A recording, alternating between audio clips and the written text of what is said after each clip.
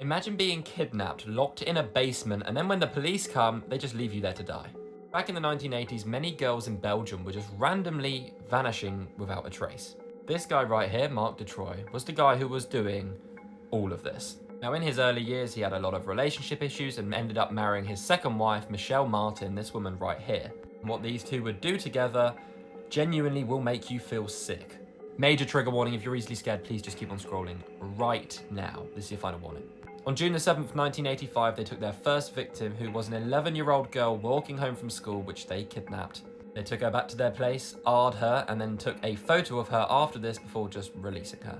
Now, they did this tons of times before actually being caught by the police the first time, but then it got far worse. So they were both arrested but got a very, very short sentence and were out in no time. Marc was released in 1992 after serving literally 3 years in prison for all of this. Of course, the reason they were caught the first time was because the victims they let go free had reported them, so they built this literal dungeon in the basement of the house where they would keep people. He went on to kidnap at least 6 people in the space of a couple years and left them all in here. At this time, the news was going crazy in the local area because tons of girls were going missing. No one knew where they were, but they were all in here. Now, even crazier again, Marc's own mother actually reported him to the police and they still didn't go round. And she even told the police that he literally had girls captive in the basement right now and the police did nothing. Not long after this, though, Marc was actually arrested for something completely separate, stealing a car. And he told his wife she would have to keep the girls in the basement alive by watering them and feeding them.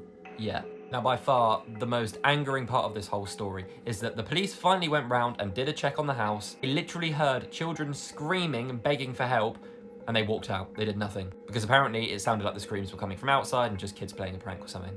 Like, what?